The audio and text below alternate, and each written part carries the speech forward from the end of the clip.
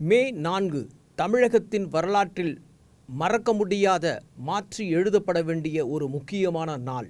Vijay Joseph சந்திரன் என்னும் நான் தமிழகத்தின் முதலமைச்சராக பதவியேற்கிறேன் என்பதான குரல்கள் தமிழகத்தின் கடைக்கோடி எல்லை வரை ஓங்கி ஒலிக்கும் தருணம் இந்த தருணம். தமிழகத்தில் 2 திராவிட கட்சிகள் மாறி மாறி ஆட்சிப்படத்தை அலங்கரித்த நிலையில் 2 திராவிட கட்சிகளையும் பின்னுக்கு தள்ளிவிட்டு தமிழக அரசியல் வரலாற்றில் தாவேகா தமிழக வெற்றிக் கழகம் ஒரு புதிய வரலாறு சாதனையை படைத்திருக்கிறது. தமிழ் திரையுலகில் ஒரு சாதாரண நடிகராக தன்னை அடையாளப்படுத்திக் கொண்டு மிகப்பெரிய ஆளுமையாக மக்கள் செல்வாக்கோடு தமிழகத்தின் முதலமைச்சராக அரியணை ஏற இருக்கும் விஜய்க்கு வாழ்த்துக்கள் பல இடங்களிலிருந்து குவிய துவங்கியுள்ளது. ஒரு சாதாரண நடிகராக திரைவானில் கால் பதித்த அவர் திரைவானில் மிகப்பெரிய நட்சத்திர பட்டாளத்தை தன்வசப்படுத்தியது வரலாற்றில் தனக்கு மிகப்பெரிய அரசியல் களத்தை உருவாக்கும் என்று விஜயும் ஒரு நாளும் கனவில் கூட நினைத்திருக்க முடியாது. ஆனால் காலப்போக்கில் அவருடைய அரசியல் பிரவேசம் அடுத்தடுத்த நகர்வுகளை நோக்கி நகர்ந்ததன் விளைவாக ரசிகர்கள் எல்லாம் தொண்டர்களாகவும் தொண்டர்கள் எல்லாம் அவரின் விருப்பத்தின் அடையாள சின்னமாக மாறியதுதான் இந்த வரலாற்று சிறப்புமிக்க தேர்தல் களத்தில் விஜய்க்கு கிடைத்த மிகப்பெரிய வெற்றியின் அடையாளம். தொடக்கத்தில் நாளைய தீர்ப்பு படம் வெளிவந்த பிறகு அவருக்கு பெரிய வாய்ப்புகள் கிடைக்கப்படவில்லை.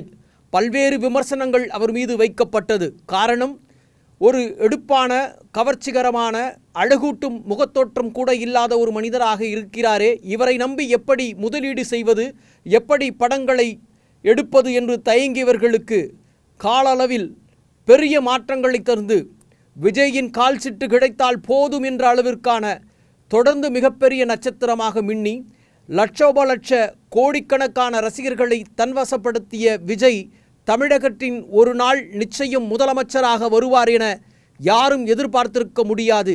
ஆனால் விஜய்க்கு அந்த விதை தன் இதயத்தில் ஊன்றி இருந்ததனுடைய விளைவு தமிழகத்தில் ஆட்சிப்பிடத்தை அலங்கரிப்பதற்கான அடையாளமாக தமிழக வெற்றிக் கழகம் எனும் கட்சியை துவங்கி அந்த கட்சியின் மூலமாக மக்களின் இதய சிம்மாசனத்தில் மட்டுமல்ல ஆளுமைக்குரிய தலைவராய் ஆட்சிப்பிடத்தையும் அலங்கரிக்க வேண்டும் என அரியணை நோக்கி பயணம் செய்தார்.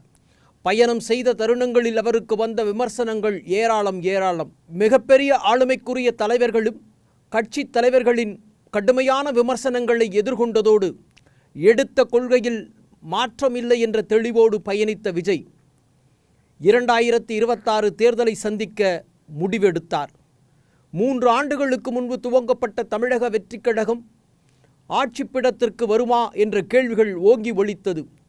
ஓங்கி ஒலித்த அத்தனை குரல்களுக்கும் நிச்சயம் முடியும் என்ற நம்பிக்கையின் வெளிப்பாடாக சென்ற இடமெல்லாம் கூட்டங்கள் அலைமோதியது.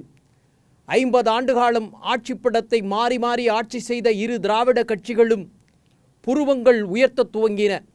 ஆச்சரியத்தில் மிரளத் தொடங்கின. நிலைகள் மாறிவிடும் என்ற அச்சத்தில் 2 திராவிட கட்சிகளும் தொடர் நெருக்கடிகளை தந்தது.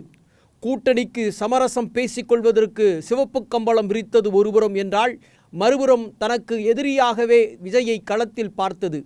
2 திராவிட கட்சிகளின் மத்தியில் மிகப்பெரிய ஆளுமைக்குரிய தலைவராய் ஆட்சி பீடத்திற்கும் அரியணைக்கும் வருவதற்கு ரசிகர்கள் அவர் வைத்திருந்த நம்பிக்கை ஒரு நாளும் அவருக்கு வீண் போகாமல் தொடர்ந்து துணை வந்தனர் என்பதே இந்த தேர்தல் களத்தில் அவருக்கு கிடைத்திருக்கும் வெற்றியின் பயணங்களில் காணப்படுகிற வரலாறாக இருக்கிறது.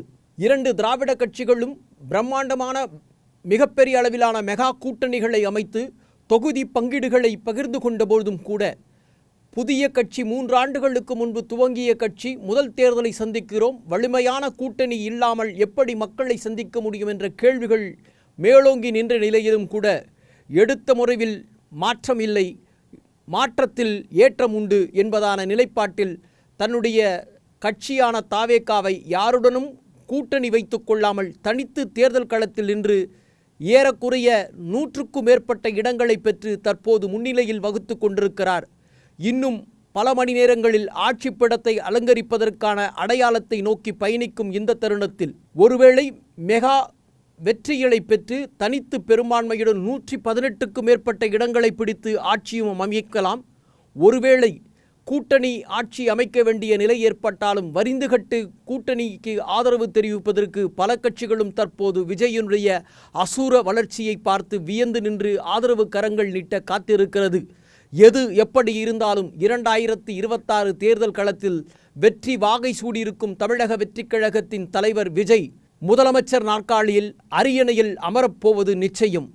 அவர் ஆளுநரின் அழைப்புக்கு காத்திருக்கும் தருணத்தில் அழைப்பு வந்தவுடன் ஜோசப் விஜய் சந்திரசேகர் எனும் நான் என்ற ஒற்றைக் குரல் தமிழகத்தில் ஓங்கி ஒலிக்க காத்திருக்கிறது. வாருங்கள் கேட்போம் அந்த ஒற்றைக் குரலை.